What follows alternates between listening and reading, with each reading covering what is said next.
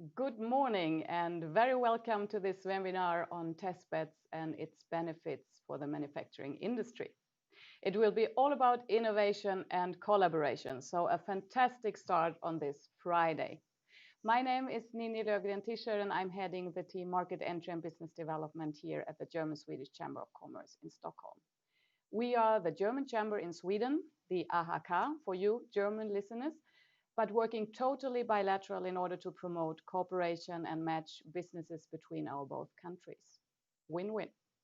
Today we're focusing on digital transformation and thus on the future. Being innovative and fast is key for staying competitive in this global and challenging times. We all know that. And doing this together, collaborate, seems to be the fast track.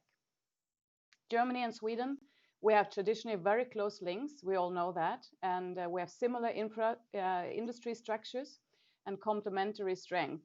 So it's not a surprise that the German-Swedish Innovation Partnership that was signed by Angela Merkel and Stefan Löfven in 2017 in order to even accelerate the good cooperation between our countries and key competencies focuses on digitalization and as one area, test beds.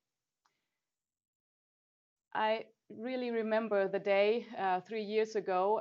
It was a cold January day when we discussed all these initiatives. And now, 3 years later, we're really happy to discuss concrete results and reflect on maybe further steps for a joint future. So it's because of that it's a real honor to welcome Yannick Henser. Yes, welcome. It's a pleasure to be here. Thank you so much. You're Managing Director for the PMH Application Lab here in Stockholm. And we will very soon hear more about your journey towards this German-Swedish lab and testbed. So thank you very much to be here today. But we're in digital times and we have a digital format today. So because of that, we have to say and give you some practical information on the other side of the screens. If you have any questions or comments during this webinar, please feel free to email us, and you do that at the email address seminar@handelskammer.se. And my colleague Katarina will be pleased to forward them to us, and we will discuss them into the dialogue at the end of the seminar when all the panelists are here together. Sorry, it's seminarium to even do it a bit tricky. Seminarium@handelskammer.se. So please join with your questions and comments, and we will have them with us in the dialogue at the end of the seminar. We will also record the session, so just for your information, you will have all presentations at hand afterwards. But now, back to you, Yannick. Yes. Thank you for being here. We're really looking forward to this 90-minute seminar together. So, but first things first, who are you? Could you please tell us a bit more about yourself? Yes, yeah. My name is Yannick Henser. I'm working at the PMH Application Lab as Managing Director. The lab is a research center at KDH, which is done in collaboration with the German research organization Fraunhofer. Myself, I have a background at Fraunhofer, so I was working there for a couple of years. And then in 2015, I was asked, would it be interesting for you to work with us together in setting up a new research center at KDH in Stockholm? And since I have already had some background in Sweden, I thought, of course, a little bit, but it was very obvious that this is a good idea. And I'm in this role now since a bit more than 4 years. Really happy with this. A real Swede now. Yes, yeah. I mean, it still feels that I need to adapt at some points, but I really like the Swedish culture, and I hope that I adjust as good as possible. Perfect. Yes. So thank you so much for that. And now, of course, we're really interested in getting to know more about the testbed that we're talking about today at the webinar. It was 3 years ago that KTH and Fraunhofer were asked to create a Swedish-German testbed for Industry 4.0 in smart production. And it was by the German and Swedish government. What is it exactly about? Could you tell us a bit more about the testbed? How does it work? And Yes, of course. So I have a short presentation where I can go Perfect. through all of this. Maybe before I start really with going into the test bed, a bit regarding the background about the PMH Application Lab, so that you might not have heard about this center yet, or if you have, maybe we can give you an update. The PMH Application Lab is, as Nini has mentioned, a collaboration between the KTH Royal Institute of Technology in Stockholm and the research organization Fraunhofer. And we're working in the field of manufacturing of powertrain components like engines, transmissions, axles for trucks. And we do this in close collaboration with further research partners, other departments at KTH, Fraunhofer institutes which are involved, but also on the Swedish side. We work with institutes like the Institute Sverem or departments of the Chalmers Institute of Technology in Gothenburg. And then, of course, we have a close collaboration with the industrial partners. I mean, our mission is to transfer technology from research into the industrial application. And this we do together with a couple of companies. The companies that you can see here on the screen are the members in the PMH initiative right now. But apart from that, I would like to mention we have also other possibilities to collaborate with PMH. So there is 10, 15 companies that we have been worked with in other contexts as well. And yeah, I've mentioned already before what is the focus of our work. It's these components that you can see here. And the question is, how can we manufacture these in the future in a better way, in a more economical way, or in a way that we can manufacture components that are used for engines that consume less fuel, for gearboxes that endure more load or can last longer. And especially when we are looking at the current trends, how will trucks look like in the future? Scania has launched this week a new battery electrified truck. This also sets some requirements on the gears and so on. And we would like to know how are these manufactured in the best way and help our industrial partners to do so. And we are doing this in different areas. I just would like to mention before that this is a very important business in Sweden. I mean, of course, everyone knows Scania and Volvo as big brands, but behind this, there is a whole supply chain with many companies that are important to produce parts that are later are built into the truck. And this is a business that in Sweden has around about 100,000 employees. So 100,000 jobs connected to this, and powertrain manufacturing itself, if we're just looking in producing these components, is 10,000 people working there. So I think it's important that we keep the competence up in the country. We are then working in 4 different areas to do so. On the left side, you see our, I would say, main focus areas. So how can we improve the technologies that are used to build truck transmissions and truck engines? Then if we go more to the right, you will see smart manufacturing. So this is what we're doing right now. So we look into the future together with our partners and see how will the factory of the future look like? How can digitalization help us there? And the Swedish-German Testbed is, of course, a very big part of this journey. And then I mentioned already on the right, how will the powertrains in the future look like, especially how will be gears manufactured in this area, e-drives, etc.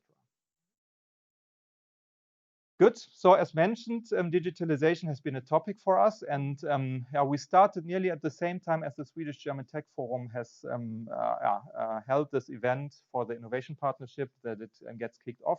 We have already decided we will go into this direction, and then it came very good in hand that Thomas Bergs, the director of the Fraunhofer IPT, and myself were invited to the initial meeting, where we were sitting together with other partners in roundtable discussions. And the roundtable discussion about Industry 4.0, I had the feeling this was a really, really lively one, and everyone had a will to do something concrete. And we have taken this up and tried to do something out of it. And it will be a pleasure today to present what we have done since that. So we have built up infrastructure that the industry can use in order to try out technologies for Industry 4.0. And we have already, until today, carried out, at PMH, we have carried out like 60 projects, and 20 of these are related to what we are doing in the testbed. So I think for being 3 years up and running, this is quite a good result.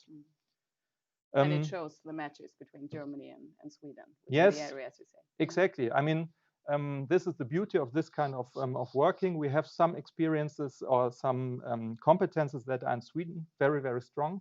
The will for innovation, I would say, is one.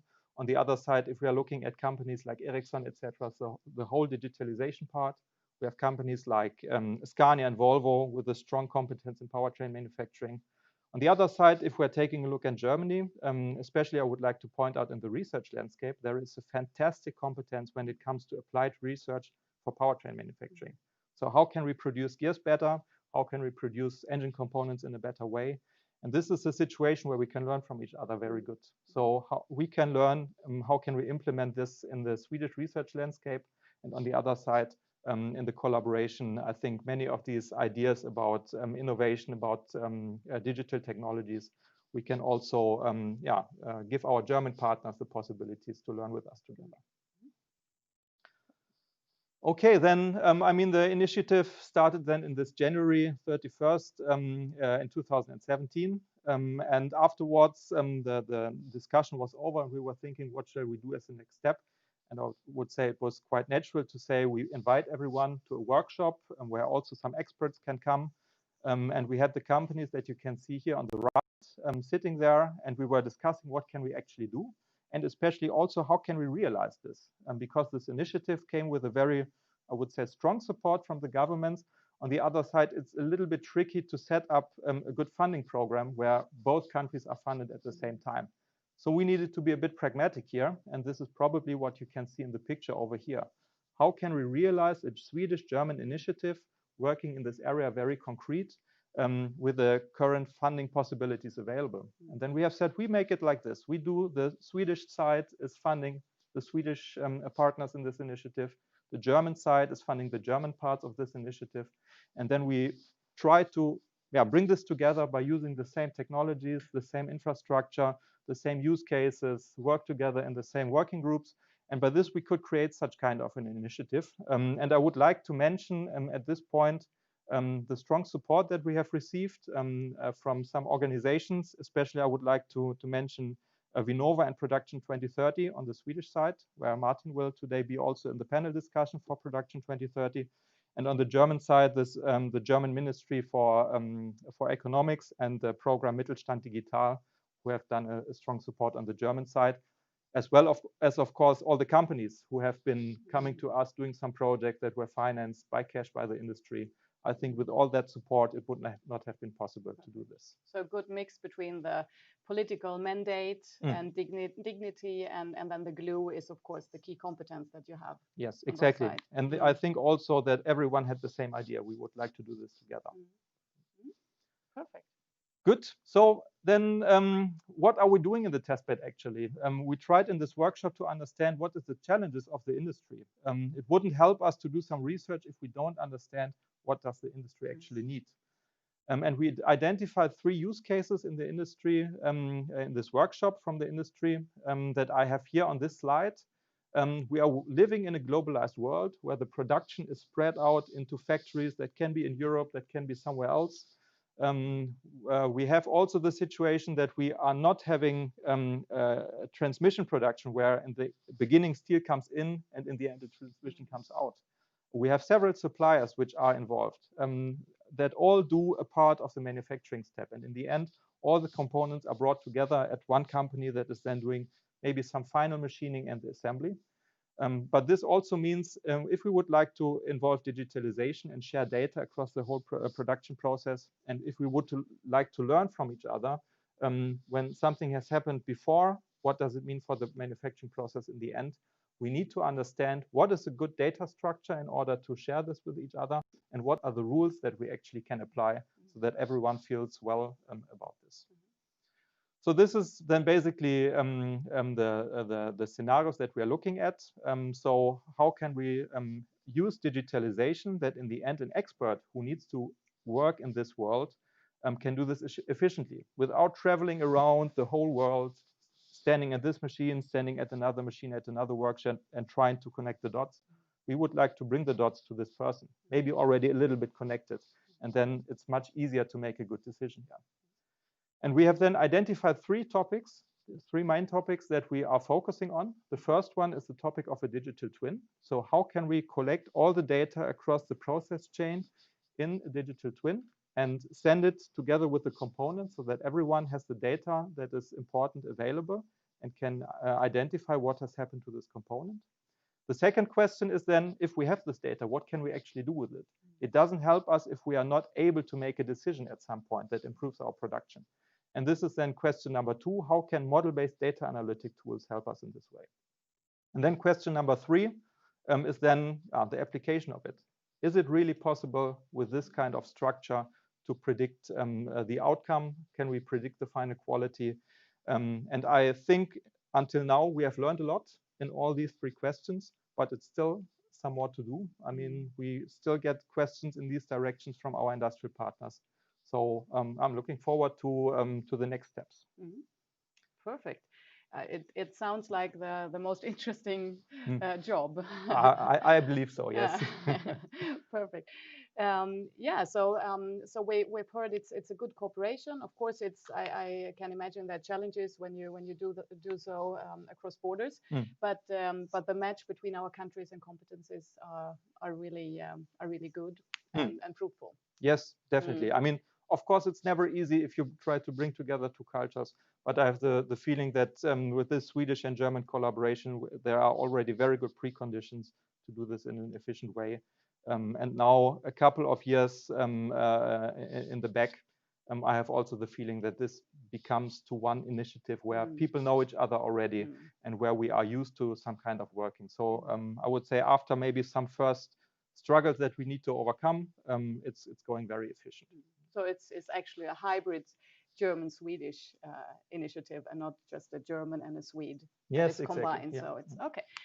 Really nice to hear, and we're now thrilled to hear more about concrete examples because, as you said, you had a lot of programs and projects that have been going through your testbed during the last years.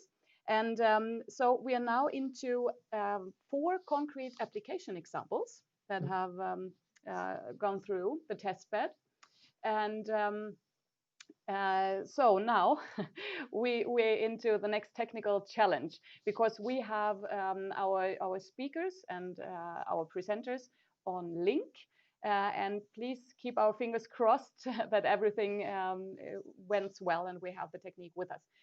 Good. First out is Nevzat Ertan, and you're from Sandvik Coromant.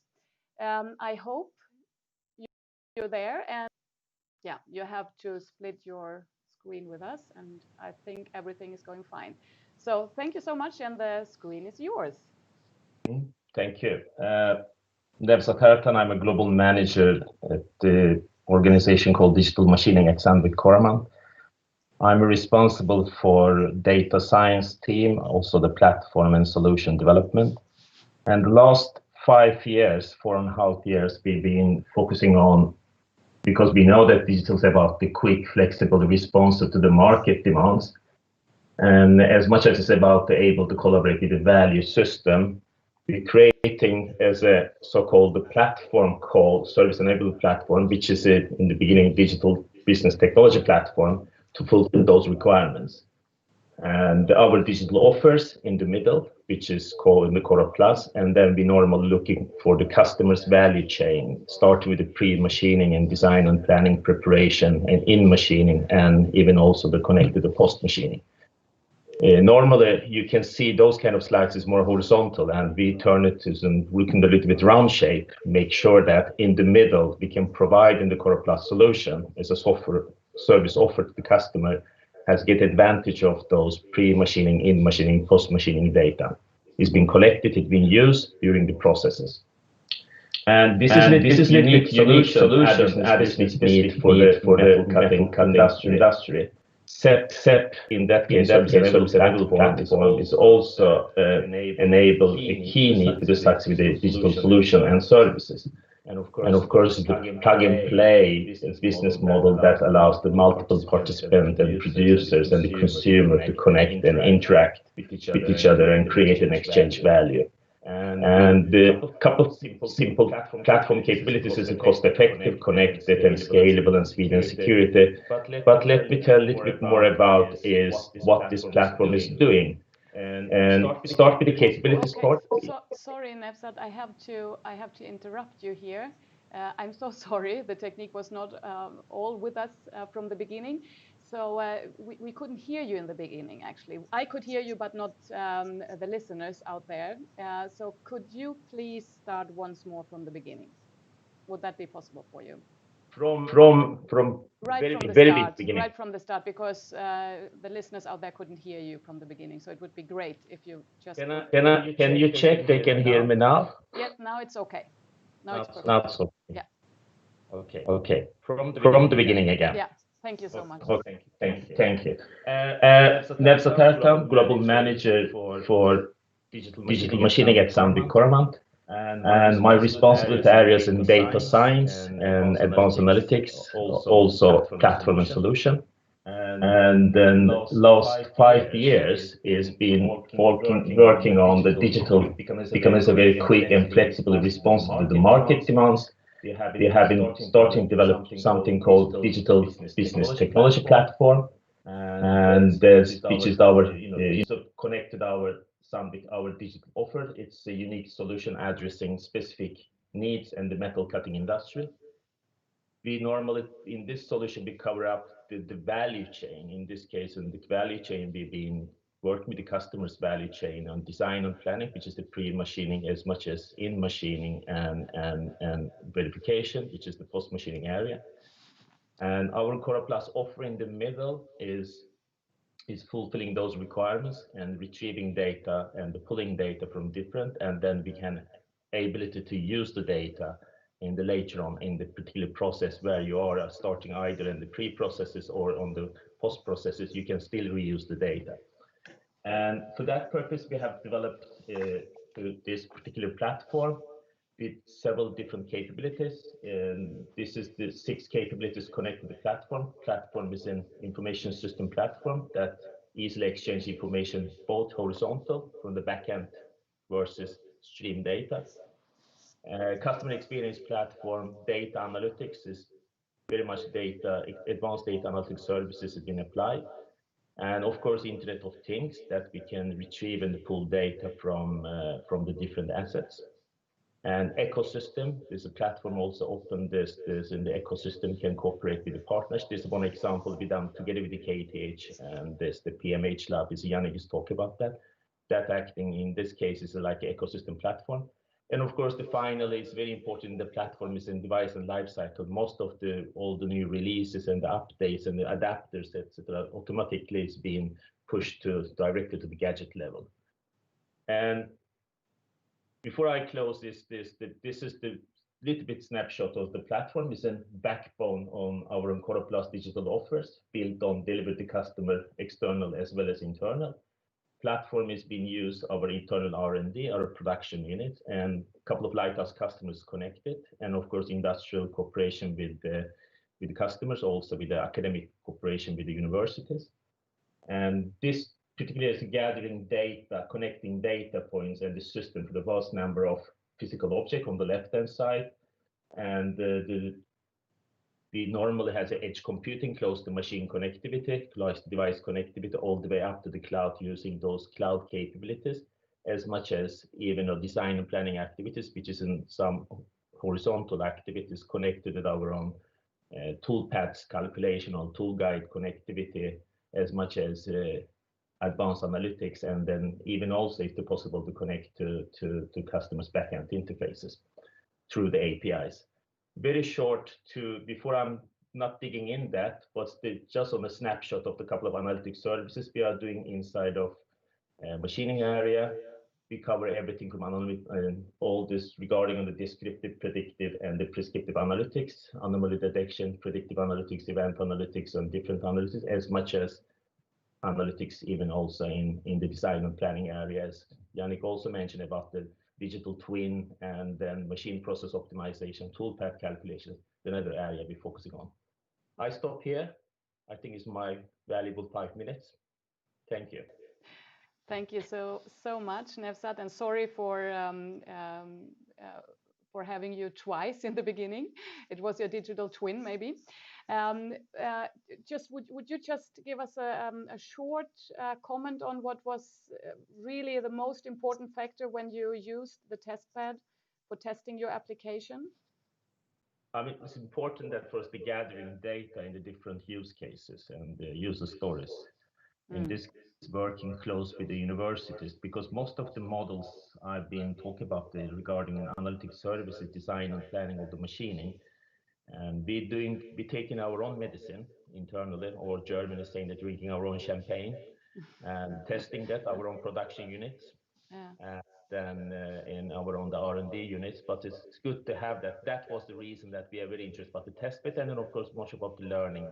I'm also looking for the scalability of the platform, because half of my organization, we have roughly about 15, 20 people, half of them is data scientists working in the analytics in this, another half is working in the platform side, and make really sure that I have reliable services available to customers, and then of course those services tested.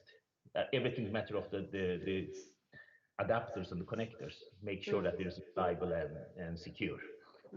Okay, so a neutral testing in a neutral surrounding, and also maybe for scaling up. So really interesting. Thank you so much for having you. So we will move on to the next example, and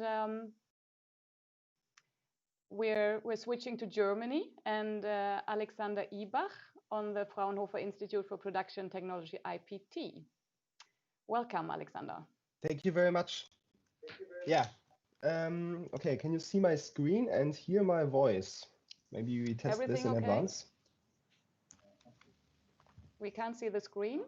Now okay. Now everything is perfect. Okay, the screen is okay. Yeah. And we can hear you.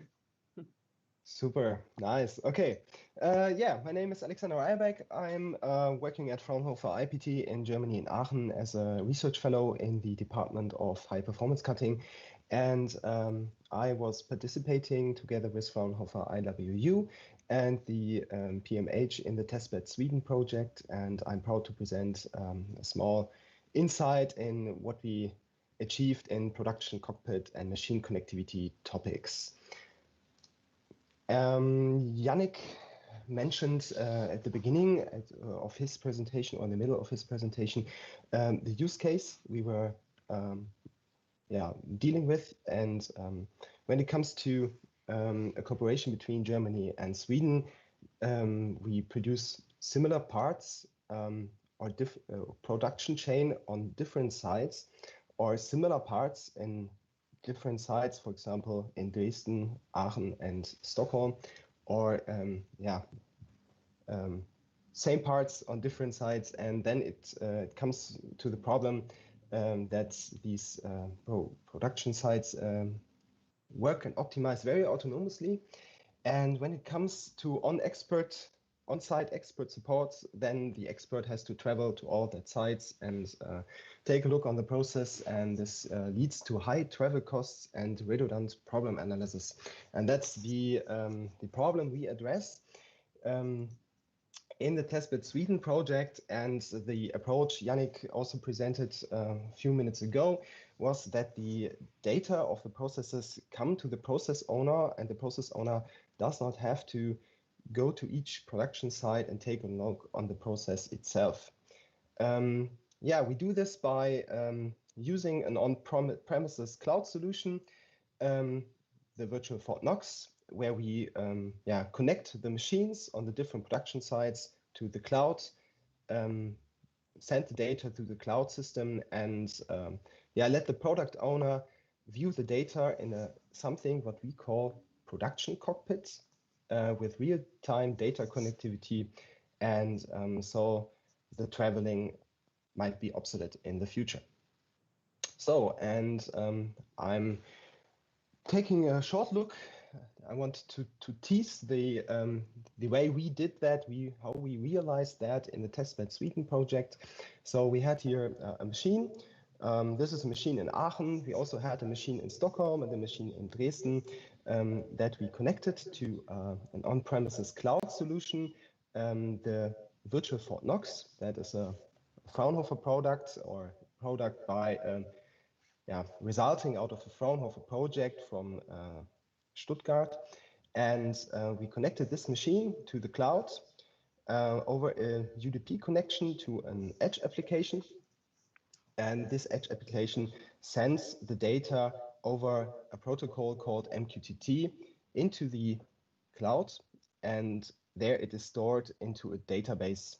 We choose for the database an Elasticsearch database, and from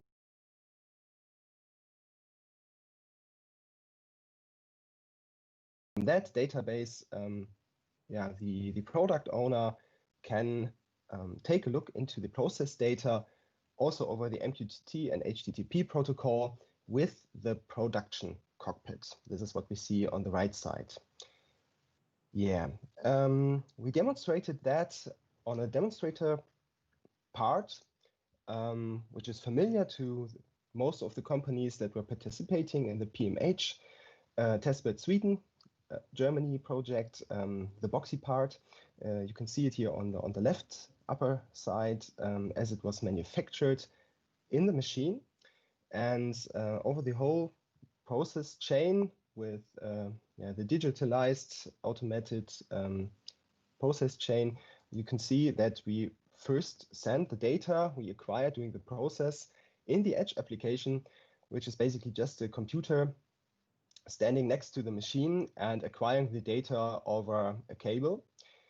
Here, it might be interesting in future projects to replace that connectivity with a 5G technology in order to get the data wireless from the machine to the edge application, which makes the cable that has to go into the machine to some sensors obsolete. From the edge application, we sent it to the cloud platform, and there it was stored into the database. What we can see here is the data that was stored in the database and can be used after the manufacturing process in order to get deep process details inside. Here we can see the toolpath where the spindle load is mapped on, so you can see parts of the toolpath that has had a high spindle load during the manufacturing process, and we see parts where the spindle load was in a range that was okay. And here you can identify weakness points in the production process, and it enables you to optimize the process for the next part to manufacture. Then we implemented the production cockpit itself in a browser application, a virtualized browser application that was running in the cloud, in the virtual Fort Knox cloud, as a web service. Everyone who was interested could log in with his or her browser on that web application and get directly live doing the process that was running deep insight into the process. You can see here the moving of the axis on the left side. We have a bigger picture later on in this presentation. So you are able to remotely get insight into the process and can monitor it from a different production site. So we were able to monitor the Swedish process from Germany, and the Swedish partners were able to monitor our processes running in Aachen on the machine live with a latency that was absolutely in the range that was acceptable. So, and in the end, this whole ecosystem we set up in our project enables us to proceed towards what we call the digital twin. So we get a digital representation of the part we manufacture, enriched with the process data. And that's what we see here. So what you can see here on the upper right side, this is not a photo. This is a simulation body reproduced by the acquired toolpath that was measured during the production process itself. And so we were able to generate a simulation body based on the real driven toolpath including all the access and positioning errors of the machine. And so this part here is a close digital representation of the real manufactured part. This is what we call a digital twin.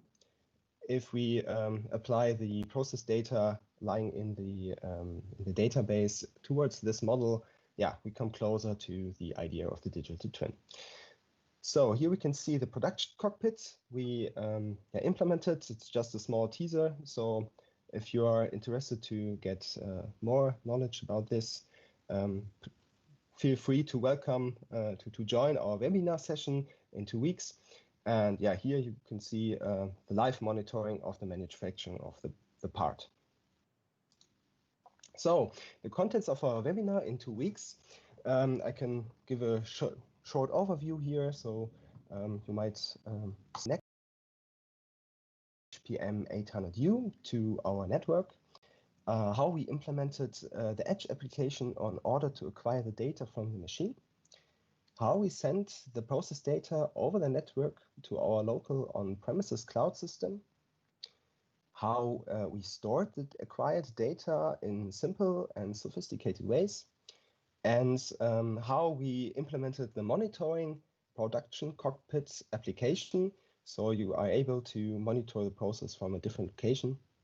And in the end, we will talk about how this enables us to process the data in order to obtain a real digital representation of the manufactured part. So we will discuss in general the potential of a sophisticated Industry 4.0 ecosystem and share our experience in that.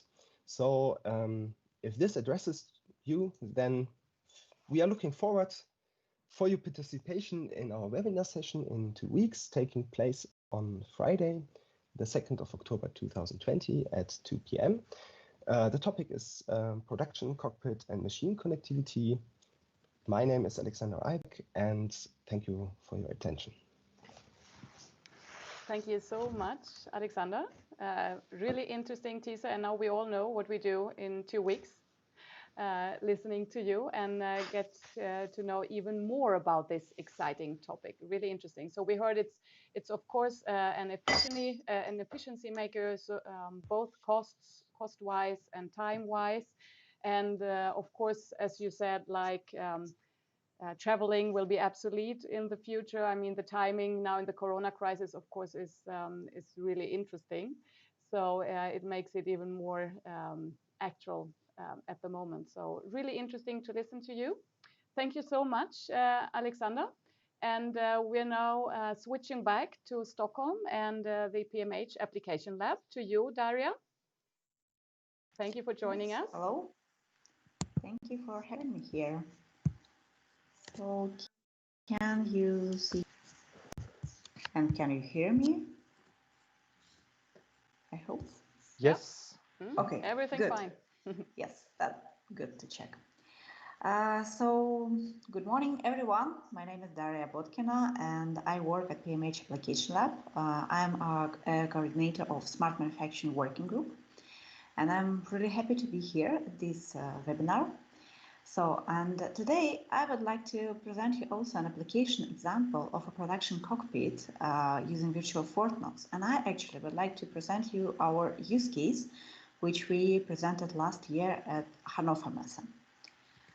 So, as it was mentioned before by my colleagues, one of the main challenge we have in the production to know what is happening and actually to understand why this is happening. And why two different parts, having the same process, having the same machines, and having the same material, look different, being produced in different places. And we would like to have some analysis of this process, and we would like to get some insights what we can do better for next time and how we can improve our process. And by having this idea in mind and about these cross-locational problems, we were able to be in Hannover to see what is actually happening in Stockholm on our production site at KTH and what is happening at the production site at Fraunhofer IPT in Aachen. So how we were able to do that? At this slide, you can see the architecture of the virtual force nodes. So as Alexander has presented briefly before, and I will just probably repeat some things, that we have an equipment which is connected to the cloud by having the industrial PC located next to the machine and having some integration services and edge application there.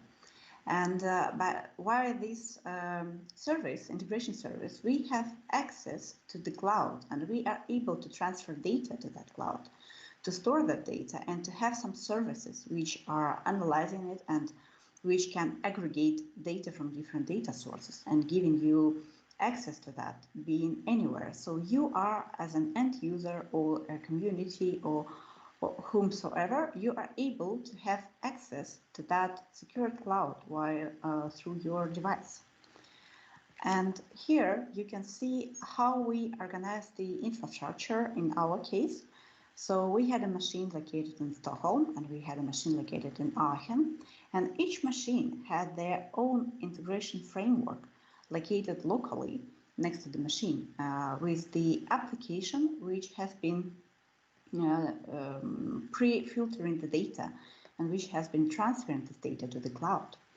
And so, as it was mentioned before, it's stored on the cloud by having the database, and it has different services. And being in Fraunhofer, we had the visualization there and having the access to the production happening. So, and this is quite important. This is, I would say, really important, having this possibility, being anywhere in the world and have access to some insights, what is actually happening. So, and at this slide, I hope that now we will start running because I do not have access to that. You can see actually how this is happening. So here you can see the video and you can see the live stream data, what is actually happening. So you can be sure that your production is running. And also you can see that there we have a sensor, the one which is connected to the fixture and which is collecting data of vibrations happening. And you can see the fast Fourier transformation, the analysis of that vibration and the level of vibration. In addition to that, you can see the machining data collected from the machine as a feed rate, spindle loads, tool positioning. And you are able to trace back the data. So for example, you can see that at some point of your part, you are not happy with the quality, and you are able to trace back by having this data stored in your database in the cockpit. You are able to trace back and to see what kind of machining parameters you have and why this is happening. You are able to analyze it. So, and I would like to invite you for our webinar, which would happen actually in 3 weeks. And I would be happy to present there some more solutions from PMH Application Lab. As for example, how we collect data from during machining processes and what kind of analysis we can do based on that. And I would be really happy to present a few more use cases, as for example, for tool life use case and a smart sensing framework. And if you have any questions, please feel free to contact us. I always would be happy to answer your questions and support. So thank you very much for your attention. Thank you so much, Daria, for this interesting insight. So you actually bring the world closer, and it's really interesting to see how data is, it's getting like a hybrid German-Swedish data and a global touch on everything. And also, you mentioned securing the quality of production, regardless where globally you're situated. So really interesting. And of course, now we know what we do the Friday after on the 9th of October. So thank you so much for that. And we are now switching back to Germany. And we are happy to welcome you, Mark Münch. We're at the Fraunhofer Institute for Machine Tools and Forming Technology, IWU. Thank you very much. Obligatory question. Can you see my screen and myself as well?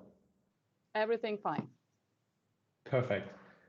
Then, as already mentioned, within the Mittelstand Digital project, on the German side of the testbed, we tried to improve the collaboration between, for example, operators and vendors of machines or tools. And therefore, we set up 6 small use cases in Germany. Alexander already presented one of the use cases, and I'd like to present another one, which deals with the cloud-based optimization for machining tools. The use case conceptualizes a cloud-based optimization of tooling parameters in the end, and it is the vision to share data and information between the operator and the vendor by a cloud platform to improve tooling parametering, for example. And within our small project, the use case I want to present, we did a proof of concept of the Avis target. So first of all, the German side of the testbed investigated how basic technologies such as, for example, the milling, the drilling, the cutting or the grinding can be transferred into cloud environments. And therefore we had to go a couple of steps, and we did this together with regional partners from either Chemnitz or Aachen. The scope of the project was more or less control and assistance for the transferred technologies. And it was based on 3 steps of the implementation. So the first one was to set up digital infrastructure between all the partners. So we've already seen the virtual Fort Knox in advance, and it is our common platform to work together and to set up the prototype of the use cases. The digital infrastructure included things such as the machine-to-machine connection, or also the setting up the virtual Fort Knox, including services. The second step, after the digital infrastructure was available, we started developing digital twins. We already saw a good example in Alexander's presentation with the virtual model of the boxy part, and that is basically the way we went. So transferring physical components and facilities into digital models by analyzing them, acquiring, aggregating the right input data, and afterwards transferring it into a digital model such as a machine model or, for example, a mechatronic model. And the last step was the implementation of the digital twin within the cloud-based platform and using model-based data analytics. We've already heard from Yannick in the beginning. And that's included the steps of adding data and using data analytics to basically analyze the technologies and gain value from the data itself. In our concrete example, in the beginning, we had to set up the digital infrastructure. So on the one side, we had to grant scalability and functionality of the infrastructure itself. This included, for example, the modular services we've added in the cloud platform, for example, data transfer by an MQTT broker, or, for example, Grafana to simply or visualize data in a simple way, just to have a quick proof of concept how the data connection works. Afterwards, we had to take care of security of the data itself, for example, VPN connection, and also the backup system. So, for example, we had to make sure there is enough encryption behind the data. And the first step was the virtualization of the data itself. So the cellular computation granted us the opportunity just to set up various applications parallelly and just to compute them as well. On the other side, we had the step of the integration and communication between the infrastructure and the machine as well. So we had to connect the machine by, in our case, a native Ethernet port. We had to acquire data within a measuring system, and we had to configure the hardware as well with a data streaming configuration realized by the modular services we implemented in the digital infrastructure itself. After we had the digital infrastructure, we worked on the proof of concept for our use case. So again, the use case was to bring the data of a drilling machine or of a drilling project within the cloud platform, and just to make them available for both the operators and the tool vendors as well. So the input data itself consisted of, for example, the tool parameters, the cutting parameters, the workpiece properties, workpiece tensions, or also in advance of the tooling experiments, also a model analysis of the machine. And on the other side, during the experiments, we had to measure the stability of the tool, the rattling by various sensors, or also had to evaluate the tool wear. So we had data on the machine level and the process level as well, just to calculate various performance indicators and also bring them within the cloud platform. On the bottom left side, you can see just a screenshot of the MATLAB front end we just set up within the virtual Fort Knox. So there happens the whole data acquisition, the data analytics, including the data reduction and data preparation. And the next step is to make the data available for the vendor as well, so he can access them from any place in the world and just give corrections of cutting parameters based on the tool wear, for example, and just to make sure the operator is supported in the best possible way by the vendor in his machining. That's our use case, one of the use cases. There will be not a presentation in the next few weeks of other use cases. So just a quick insight into our project as well. And I'm Mark Münich from Germany. Thank you very much. Thank you so much, Mark, for this very interesting insight. Especially for me, not being an expert in this, it has been a really like a lecture for me, these 4 application examples. It's really interesting to hear more about that. So for you, it has been a lot of like scalability, functionality, and also to see that you get a proof of concept when using the test bed. Interesting. Now we switch to another round of interesting people. We will have a panel discussion. And I've just heard that it's important for you, application example speakers, that you have to leave the meeting now, just as a reminder, so that we will have the technique flowing on in the right way.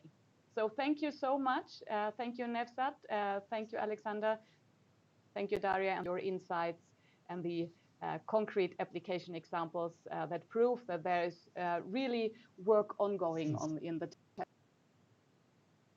So thank you. And as I said, now we're moving on to interactive panel discussion, and we're happy to welcome 4 experts from Sweden and Germany. Martin, you're National Coordinator for Testbed Smart Production at Produktion 2030 here in Sweden. And you also work as a consultant for Teknikföretagen, the Association of Swedish Engineering Industries. Would you mind telling us briefly what Production 2030 is? Okay, we'll try again. Production 2030 is a strategic innovation program which is financed by the Swedish government. And what we aim to do is to enable industry, academy, and institutes to work together, foremost in development, research and development projects, but also in test beds. So, and we also create the opportunity to gather the competence and the knowledge created in these projects that are run, and then we package it and we distribute it both to universities in Sweden, but also to directly to industry. So we're trying to boost the innovation system, you could say, by enabling the creation of knowledge and dissemination of knowledge in a faster pace. So that's what the strategic innovation program is about. And I have a background both in academia and in industry, so I have an insight into both. And I've been working with applied research and development for some 25 years now. My role in Production 2030 and why I'm here is that I coordinate the investment that Production 2030 has done in Testbeds. So as we heard before from Yannick, we are supporting the PMH Lab, and we're also supporting Stena Industry Innovation Lab at Chalmers. And those are the main testbeds, so to say. But we're also financing 12 testbed projects that are currently running. And there I try to overview and coordinate and package the gain knowledge that all these testbeds are creating while running. And I'm trying to compile that into some best practice. Both concerning how to go about communication with partners, but also looking at how can we do this in a better way long-term, providing continuous financing by looking at a generic business model where I take input from all of these parties. So you're like the glue in everything concerning the testbed activities in this area in Sweden. Yeah, well, at least concerning from a Production 2030 point of view. Yeah, perfect. So to have good insights on both the industry and the academia side, and we will also come back to that during the panel discussion. Thank you for being with us and for your patience, Martin.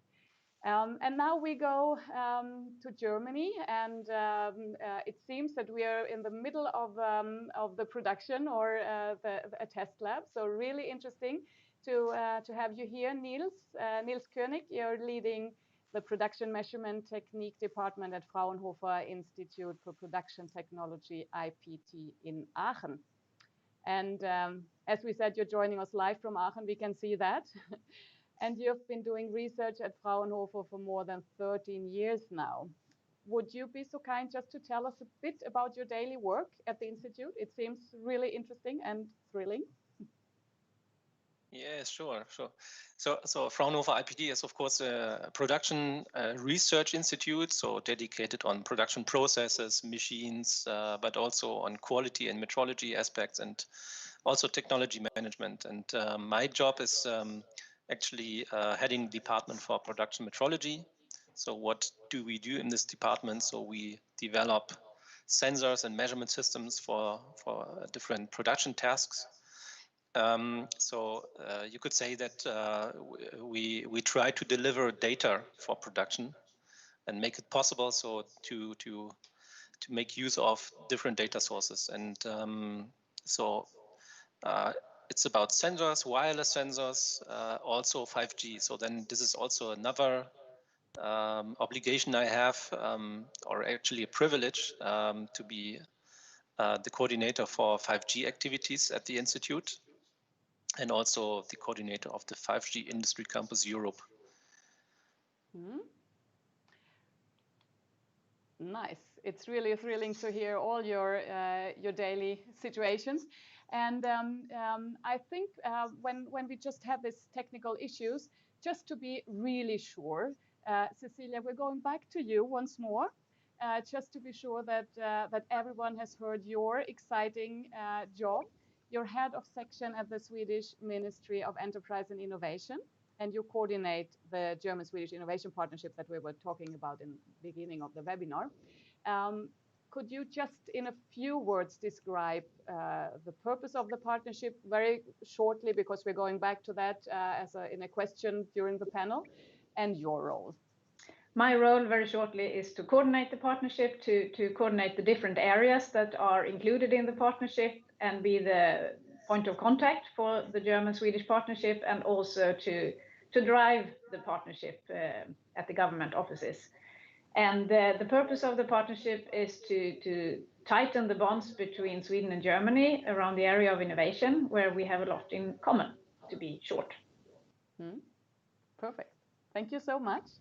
And now we have heard the political side of this testbed issues and initiative, and we've also seen the institute, the academia. So to fulfill the whole triple helix perspective, we're very happy that you're joining us today as well, Hans. Hans Olofsson, you're a senior advisor within global industrial development at Scania. And Scania, as we all know, a leading automotive OEM and provider of transport solutions in more than 100 countries. So maybe since we all know Scania very well, would you just tell us a bit more about your role in the organization and maybe the link to the issue today, digitalization and Industry 4.0? Yes, for sure. My name is Hans Olofsson, as you said, and since 2.5 years, I'm senior advisor within the Global Industrial Development. And Global Industrial Development is supporting the whole Scania organization with all types of engineering knowledge, from painting, coating, joining over to IT. And we also have a department for industrial research. So we do everything to support the processes to build our products, of course, mainly trucks, but also buses and engines, industrial engines. And my role in this perspective is internally to act as an advisor within digitalization. I have been working in the field of digitalization since the early 80s, and in all different kinds of setups, and the last 25 years at Scania. And of course, I didn't know that I worked with digitalization. That would become obvious 2, 3, 4 years ago. It really started in a journey together with the German-Swedish Chamber of Commerce to study these things in Stuttgart area. I think it was 5 years ago or something like that. But anyhow, and the link to this presentation is, of course, as you have seen, the Scania engagement in the PMH Lab. And I'm a supervisor, I am member of the supervisory board at PMH. So I have a closely insight in the results going back to the test beds. And I'm also spending 1 day a week as a colleague to Martin at the Swedish Engineering Companies Organization, the association. I think that was short for now. I will come back to what this is, what's in this for Scania. Yeah, perfect. Thank you so much, Hans.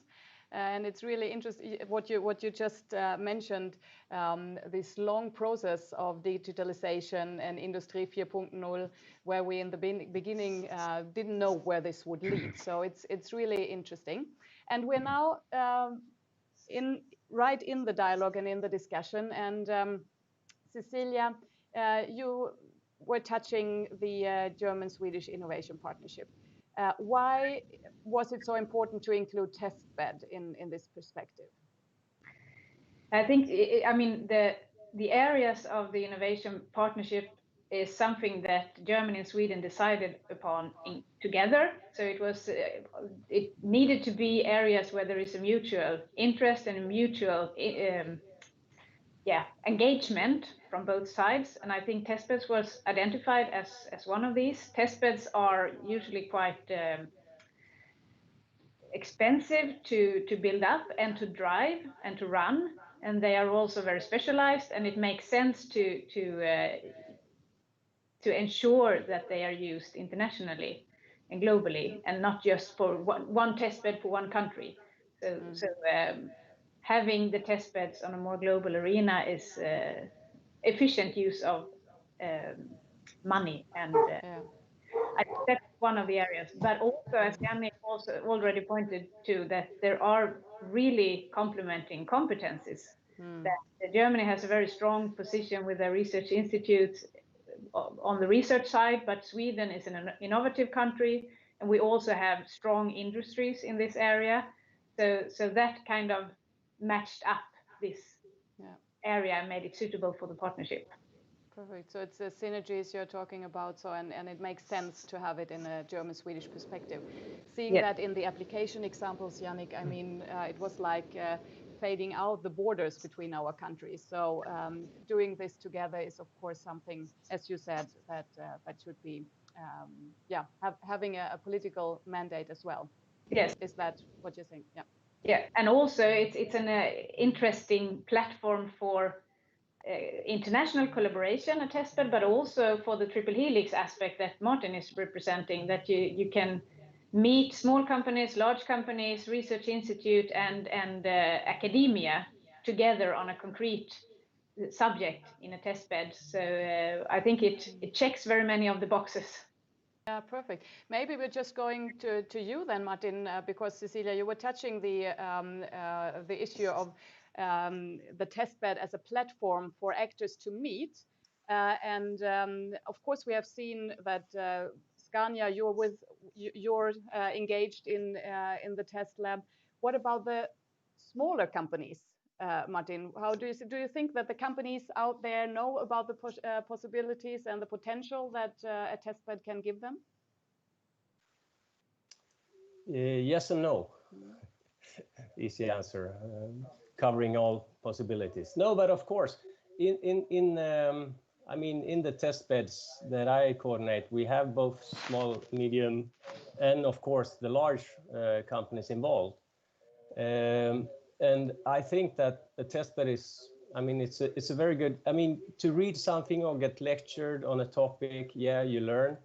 But once you start working, trying out and testing stuff together, both the side that has the applications that creates welfare, that is industry, they know about the problems that they want to solve, and how they would like, what kind of value they want from the technology. When they work together with academia and institutes that has a huge competence in the technologies, then you start innovating, then you start to create value. And of course, exactly the area that you mentioned now, that are all the small and medium enterprises aware of this? No, I don't think so. And this is one area where I would like to see much more funding ahead, because as we saw from your presentations here today, what you have created is, I mean, it's top of the line. It's very nice and exciting to see. But one of the challenges ahead that we have is to spread this so that a bigger part of the industry can adopt this new knowledge, take it into their businesses and start creating value. So that is a big challenge ahead that I see. Yeah. So we should talk about all these, as you said, top of the line examples and the possibilities, of course, to include also more partners and even smaller partners.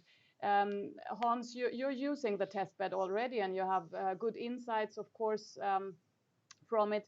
How do you see the testbed as a platform for collaborating with your suppliers? Is it maybe a possibility to take a development together to a next level through the testbed? I think it's a very good possibility. We haven't done that so much so far. A little bit we have done, but I see big opportunities in the future. And this will simplify the possibilities to transfer data back and forth to the suppliers. And probably it will also, when we implement it, also make the processes, both at Scania, but perhaps also at the suppliers, more efficient. And then we will come to the golden egg that we really want always. We want to have the possibilities for the suppliers to have lower costs. That would in return and give hopefully lower prices to us. So this will create a win-win situation if we can make product development, process development more efficient. But here, I think, Martin, I agree with you that we need much more funding, because on the smaller companies, the knowledge level varies a lot.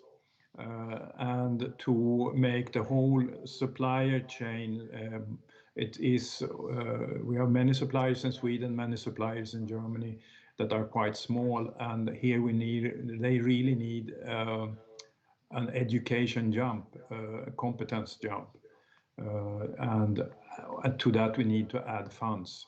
And also to you, Cecilia, you said something about there are many test beds, and I think it's very important that we don't spread the money too much around when it comes to the test beds, because then we will end up in a mess. So we need to concentrate and choose a few good test beds. I think that's would be my message, and this will also be beneficial for the smaller and medium-sized companies. And going to you, Nils, from the German perspective then, because you might see the difference between how we use it in Germany, how we use it in Sweden. What do you think about the perception of the usage of this test bed? What should be the next step, or how could we develop it even further? So I think a test bed has to be connected with some partnership with industry. So industry needs to bring in ideas so that researchers can implement. And this is only possible if there is a long-term partnership. I see that at PMH, there's a strong commitment from the Swedish companies. And this is really a good stimulus for testbeds. So comparing Sweden and Germany is a little bit difficult, of course. I see there's some different approaches for innovation in Sweden than in Germany. So nevertheless, from the technical perspective, there is quite a similar approach, I would say. And you could see this in the presentations. I mean, we had good collaboration in the project period, and there was a very good exchange, and so this was a joint effort.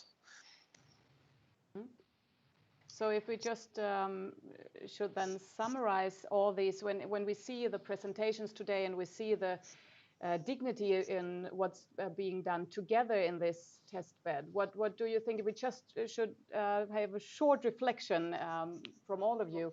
What would you say? What could be the next step to further push this test bed even further from a German-Swedish perspective? Cecilia, would you start? Yes, I will try to start to look in the future.